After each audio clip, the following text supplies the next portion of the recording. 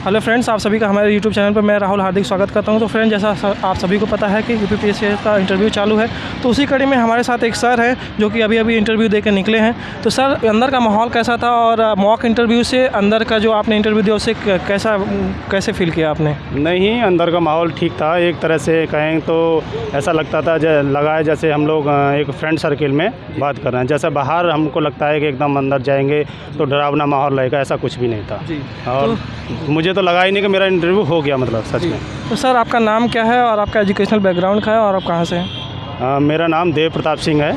मैं अलीगढ़ जनपद से हूँ और एजुकेशन में मैंने MSc B.Ed BTC किया हुआ है। और सर, आपका ये यूपीपीएससी में कौन सा अटेम्प्ट था और कौन सा इंटरव्यू था? मेरा ये तीसरा अटैम्प्ट है जी। थर्ड अटैम्प्ट और फर्स्ट इंटरव्यू है जी। तो सर, आपका ऑप्शनल सब्जेक्ट क्या है और आपका मीडियम क्या है? ऑप्शनल सब्जेक्ट मेरा हिंदी साहित्य था और मीडियम हिंदी है। मीडियम हिंदी। हाँ। तो सर, आपसे किस प्रकार के क्वेश्चन पूछे गए? एक तो जनरली जो मैं अभी कार्यरत हूँ जिस पद पे, उससे सब क्वेश्चन पूछे गए और क्या कहते हैं करंट से कुछ क्वेश्चन पूछे गए। और जो मेरा ग्रेजुएशन का सब्जेक्ट है फिजिक्स केमिस्ट्री में, तो उससे एक नॉर्मली जैसे बेसिक वगैरह और ऑप्शनल से भी कुछ क्वेश्चन 2-4 पूछे गए। तो सर, कोई क्वेश्चन अगर ऑप्शनल का रिकॉल कर पाए तो हमें बता सकते हैं? ऑप्शनल में ये कि दोहा दिया था और एक पूछा था कि जो क्या कहते हैं कबीर जी वहाँ कैसे ख़त्म हुए थे वहाँ जाके। तो बोला कि वहाँ कोई एक ऐसी प्रथा चली आ रही थी कि यहाँ कोई ख़त्म नहीं होगा, तो वहाँ जाके वो ऐसे ख़त्म हुए थे जी। और सर, कोई करंट बेस्ड क्वेश्चन कोई अगर याद है तो बता सकते? करंट बेस्ड क्वेश्चन तो ये है कि एक तो G20 सम्मेलन चल रहा है जी। उसके संबंध में ग्लोबल इन्वेस्टर समिट है और अभी क्या कहते हैं रूस यूक्रेन जो मुद्दा है, अभी यूक्रेन पे जो अमेरिकी राष्ट्रपति की जो यात्रा हुई है उसके संबंध में सकारात्मक और नकारात्मक जी। और सर, जो बजट आया है, यूपी का भी बजट आया है, उसमें कोई क्वेश्चन उससे? बजट से क्वेश्चन तो नॉर्मली एक क्वेश्चन पूछा था कि ये जो बजट है वो संविधान के किस अनुच्छेद में आता है जी। बस इतना ही पूछा। इतना ही। और सर, कोई यूपी स्पेसिफिक क्वेश्चन पूछा गया आपसे? यूपी स्पेसिफिक जनरली मैं जिस जनपद से हूँ वहाँ से पूछ लिया कि वहाँ कौन सी नदी बहती है या उसकी मतलब क्या चुनौतियाँ, क्या समस्याएं, उनकी चुनौतियाँ, उनका समाधान जी। और सर, आपने जैसा कि आप जानते हैं कि यूपीपीसीएस का भी प्री होने वाला है मई महीने में, तो आप भी हिंदी मीडियम से हो और हिंदी मीडियम के बहुत सारे छात्रों की समस्या रहती है कि वो CSET में काफ़ी उनको दिक्कतें होती। तो सर, आपकी CSET की क्या स्ट्रेटजी रही है?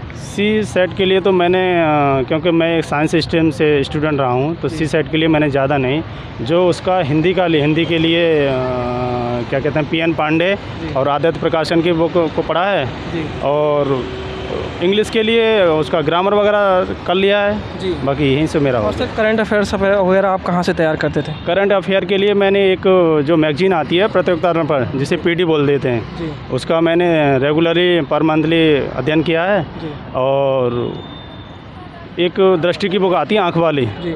तो वो शायद मुझे लग रहा है कि जब एग्ज़ाम होता है उससे 1 महीना पहले या कुछ ऐसे समथिंग आती है, तो एक मैंने उसका अच्छे से अध्ययन किया है करंट के लिए। और सर, मेंस के लिए क्या स्ट्रेटजी रही है आपकी? मेंस में बहुत सारे बच्चों को दिक्कतें आती है तैयारी में, GS के पोर्शन में खास करके कौन कौन सी किताबें पढ़ी आपने, कैसे उसको टैकल किया? मेंस के लिए तो सबसे जो मेन बात डिपेंड करती है वो है एक आंसर राइटिंग। आपको आंसर राइटिंग जितनी कर सको उतनी आंसर राइटिंग करनी चाहिए। मैंने शुरुआत से ही आंसर राइटिंग शुरू की है इसकी आंसर राइटिंग, फिर उसके बीच में कुछ थोड़ा सा गैप देके उसके लिए आपके PT के लिए पढ़ा, PT के लिए पूरा अवलोकन वगैरह। बाकी मेंस के लिए तो आप जो ज्योग्राफी का जो सब्जेक्ट है उसके लिए R.D. खुल्लर या माजिद हुसैन की या G.C. लोइंग की बुक ले सकते हैं। और सर, ये हिस्ट्री के लिए? हिस्ट्री के लिए आपके रामचंद्र शर्मा, विपिन चंद्रा, इनके लिए ले सकते हैं। और इकोनॉमिक्स के लिए? इकोनॉमिक्स के लिए रमेश सिंह वगैरह है और NCERT या 11th-12th की वो ले सकते हैं। साइंस टेक के लिए मैंने एक NCERT है, एक NCERT की बुक ले ली थी और 1-2 नितिन सिंघानिया की बुक है। और सर, GS निबंध के लिए, सॉरी सर, निबंध के लिए कौन सी कैसे? निबंध के लिए मैंने जनरली वहाँ से उसके क्या कहते हैं दृष्टि IAS के नोट्स मंगाए थे, उनसे किया था जी।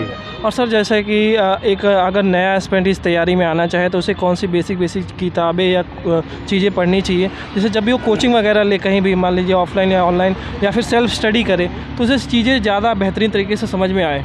देखिए इसके लिए यूपीएससी हो या यूपीपीसीएस स्टेट पीसीएस हो किसी का भी, वो एक मेरे हिसाब से तो कोचिंग ज़्यादा मायने नहीं रखता है, क्योंकि अगर बंदा कर सकता है तो वो सेल्फ स्टडी से भी फाइट कर सकता है। उसके लिए पीटी के लिए जनरली जो पूर्वावलोकन होते हैं घटना चक्र के, उनको एक अच्छे से कर लें और एक रेगुलरली कोई भी करंट की मैगजीन ले लीजिए, उसको पर मंथली पढ़ते जाइए और धीमे धीमे हल्के फुल्के नोट्स बनाते जाइए, उसी से पीटी हो जाएगा। बाकी मेंस के लिए जो ऑथेंटिक बुक जो होती हैं राइटर की, उनको ले लीजिए, उससे हो जाएगा।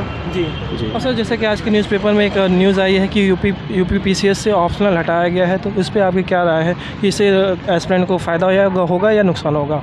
देखिए जो ऑप्शनल सब्जेक्ट है उसके लिए हटाने से तो एक पहले ये बनता है मेरे दिमाग से कि जो लोग जैसे जीएस के जो 4 पेपर होते हैं मेंस में, उनके लिए यूपी के संदर्भ में हर चीज़ को पढ़ना पड़ता है। जैसे यूपी के संदर्भ में भूगोल हुआ, यूपी के संदर्भ में आपका इकोनॉमिक्स हुआ, तो ये सारी चीज़ें पढ़नी पड़ती हैं। और ऑप्शनल के लिए फिर उसको बच्चे को अलग से कोचिंग लेनी होती है या फिर अलग से तैयार करना होता है, तो वहाँ उसको ये बेनिफिट मिल जाएगा कि फिर वो उसको ज़्यादा ना करके वो जो आपके उसके सब्जेक्ट हैं, फिर यूपी स्पेशल के लिए तो वो पढ़ता ही है, तो वहाँ से वो कवर हो जाएगा। सर जैसा कि आपने बताया कि आप किसी जॉब में कार्यरत हैं, तो आपने टाइम मैनेजमेंट कैसे किया तैयारी के लिए? टाइम मैनेजमेंट के लिए जब मैं इस जॉब में जानना चाहूँगा कि आप कौन से जॉब में हैं? अभी मैं अलीगढ़ जनपद में ही बेसिक एजुकेशन डिपार्टमेंट में एज ए असिस्टेंट टीचर पे कार्यरत हूँ अलीगढ़ में। जी। तो टाइम के लिए तो सर अब मैं आपको क्या ज़्यादा डिफ़ाइन करूं, क्योंकि मैं ज़्यादा नहीं बोलने वाला हूं कि बशर्ते ये है कि सुबह को जाना होता था, क्योंकि स्कूल भी मेरा दूर था घर से, तो सुबह को जाना होता था, तो सुबह 5 बजे, अगर 7 बजे जाना है तो मैं 5 बजे उठ रहा हूँ, तो 1 घंटे के लिए 1 घंटे सुबह करंट के लिए कुछ जो न्यूज़ वगैरह थी उनको अच्छे से करना होता था। और शाम को आए तो शाम को भी 3-4 घंटे ऐसे करके निकाल के आंसर राइटिंग वगैरह करनी होती थी। स्कूल में तो टाइम नहीं मिल पाता था, तो ऐसे करके मैनेज किया है। और सर जैसे कि ये तैयारी काफ़ी रिग्रेस है, चैलेंजिंग, आपको भी 3 अटेम्प्ट लगे हैं इंटरव्यू तक पहुंचने के लिए इसमें, तो कभी पढ़ाई में जब लो फेस आते हैं, डीमोटिवेट होते हैं लोग, थोड़ा सा स्ट्रेस पैदा होता है तैयारी को लेके, तो मोटिवेशन के लिए आप क्या करते हैं और दूसरों को क्या सजेस्ट करें?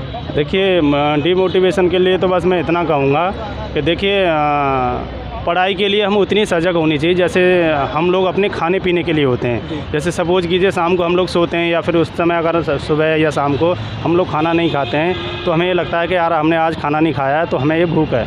उसी तरह से हमें अपनी पढ़ाई के प्रति इतना सजग होना चाहिए, इतना एक्टिव होना चाहिए कि अगर हम लोग एक दिन ना पढ़ें तो हमें ये मन में पढ़ाई की भूख होनी चाहिए कि आज हमने पढ़ा नहीं और हम कैसे रहेंगे। और निरंतरता ज़रूरी है। मायने ये नहीं रखता है कि आप 10 घंटे पढ़ रहे हैं, 12 घंटे पढ़ रहे हैं या 15 घंटे पढ़ रहे हैं। मायने ये रखता है कि आप चाहे 2 घंटे पढ़ें, 3 घंटे पढ़ें, उसको उस चीज़ को अच्छे से पढ़ें। वो चीज़ आप अगर दोबारा से वो आपके सामने से गुजरे तो वो आपको अच्छे से दिमाग में सेट होनी चाहिए कि हाँ ये चीज़ मैंने पढ़ी है। अब मैं आपको बताऊं, मैंने कोई ज़्यादा बड़ी लंबी ज़्यादा समय नहीं दिया है कि नहीं मैंने 10 घंटे पढ़े हों या 12 घंटे पढ़े हों। मैंने को मुश्किल से मैक्सिमम 7-8 घंटे की पढ़ाई की है, उसी से मेरा हो गया है। हाँ। तो सर आपने अपना कीमती वक्त दिया, उसके लिए बहुत बहुत धन्यवाद और आपके परिणाम के लिए हमारी यूट्यूब फैमिली की तरफ से हार्दिक शुभकामनाएं। Thank you. तो फ्रेंड इसी प्रकार की इन्फॉर्मेशनल और मोटिवेशनल वीडियो पाने के लिए हमारे साथ बने रहें। Thank you.